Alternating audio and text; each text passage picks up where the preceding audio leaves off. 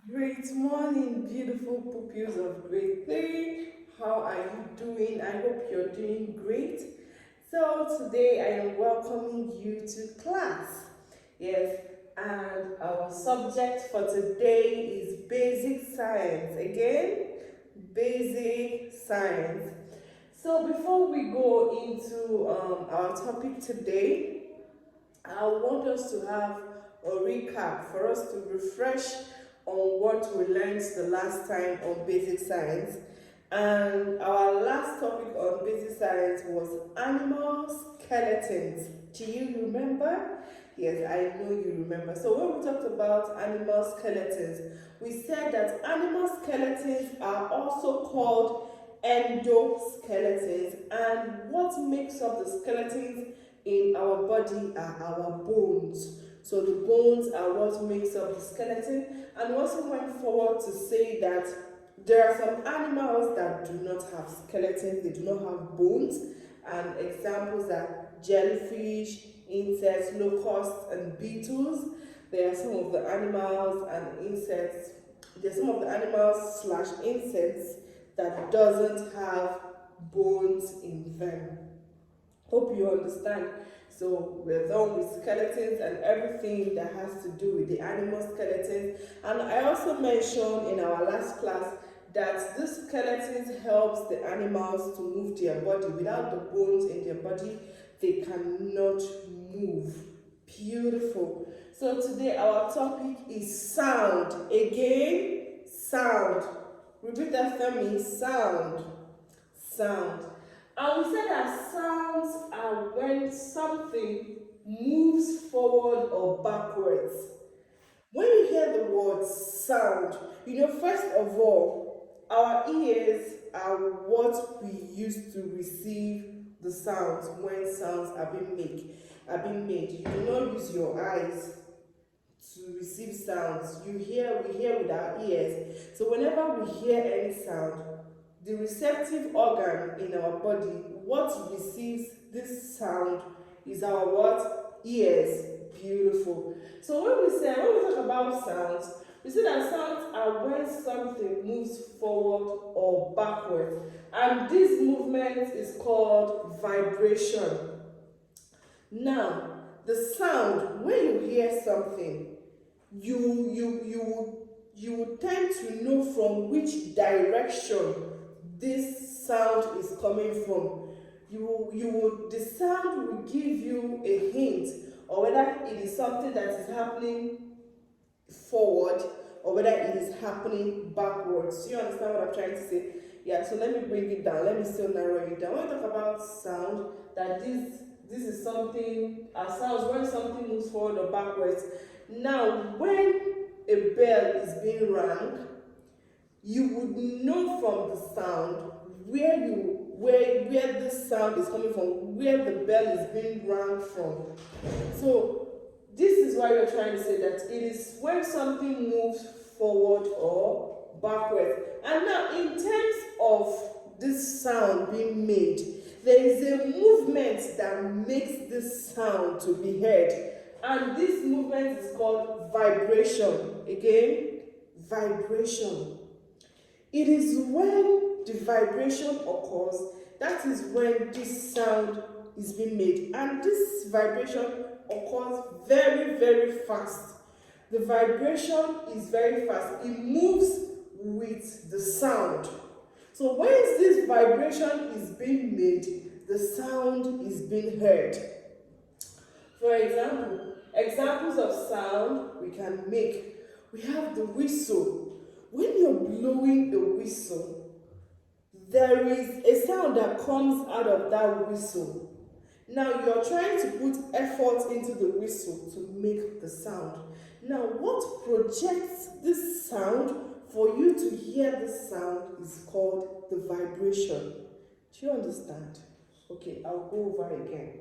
So I said that this vibration, it is the movement that causes sound to be made. This vibration causes sound to be made. And when this vibration occurs, this vibration moves with the sound. So immediately your hearing is Once the vibration occurs, the sound is there, so it is very fast. It moves very fast.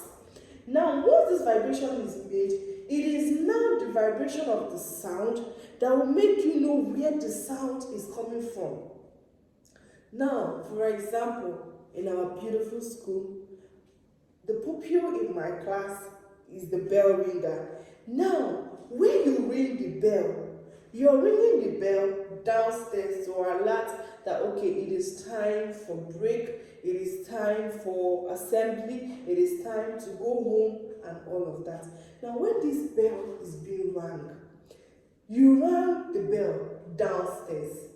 Now, someone upstairs still hears the sound of the bell, and the person upstairs knows where the sound is coming from. Now, what is the thing that makes this happen? The vibration. Do you understand now? So it is this vibration that makes this sound to be heard. Now, so when we talk about examples of sound we can make, the first one is blowing whistle. When you're blowing your whistle, there's a vibration that comes from it. When you're ringing your bell, when you're ringing the bell, it's vibrating. And as it's vibrating, the sound travels. Because I want to let you know that this bell that is being rang in Kingsglide doesn't just end in our school. Other houses surrounding Kingsglide also hears the bell. Yes, other houses. You know, when we talked about our environment, we said that there are so many things that makes up our environment, the houses, the trees, and all of that. Remember, we've talked about our environment. Now, as this bell is being rang here, people in our environment also hears it. And that is the work of the vibration. And once they hear this sound, they know that it is coming from Kingsglide Academy, that is coming from the school within the environment. Now, when your phone is ringing, another sound that we can make is when the phone is ringing. When the phone is ringing, the phone might be in the room, and then in your bedroom, and then you will be in the kitchen, and this phone is ringing. What happens? You are following the sound. Maybe you don't know where the phone was before it started ringing. You don't know where this phone is. But as you're hearing the sound, it will enable you to know whether you should move forward or you should move backwards. That is what the sound does. So as you're hearing the phone ringing, what do? You follow the sound. You follow where the sound is coming from. If the sound is coming from the bedroom, then you know that, okay, you're running to the bedroom to go and make sure that you're hearing this. So you want to go and pick up the phone because the phone is ringing. So now, this sound helps you to know where it is. For example, when you're looking for your phone and then someone tells you, please, can you call my phone? My phone, I cannot find it. Now, when you start calling the phone and the phone is ringing, you follow the sound. Now, when that phone is ringing, will tell you where the phone is. You will now follow the sound. It will help you. And what makes this sound to be heard is what? Vibration. Is what? Vibration. I hope you're paying attention.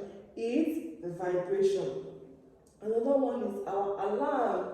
Our alarm, when we want to wake up in the morning and our alarm sounds, it's an indication for you to do what? Stand up. So all of these and many more are examples of sounds we can hear within our environment.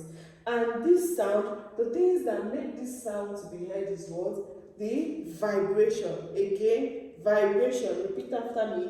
Vibration. Without vibration, the sound cannot be heard. Without vibration, the sound cannot be heard. Okay, so I would want you to write at least 5 sounds that you can hear within your own environment, where you're living, the sounds that you hear within your environment. I want you to write it down.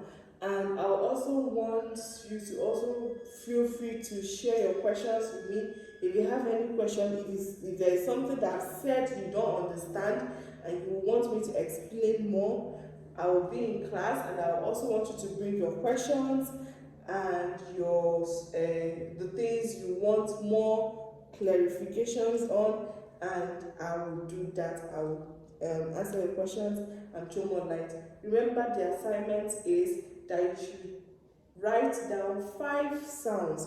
I say it again, write down 5 sounds you can hear within your environment.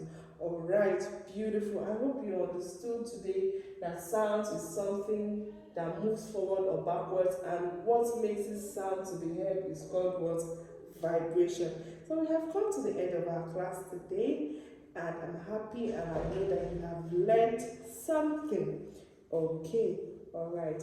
Have a blessed day. Bye.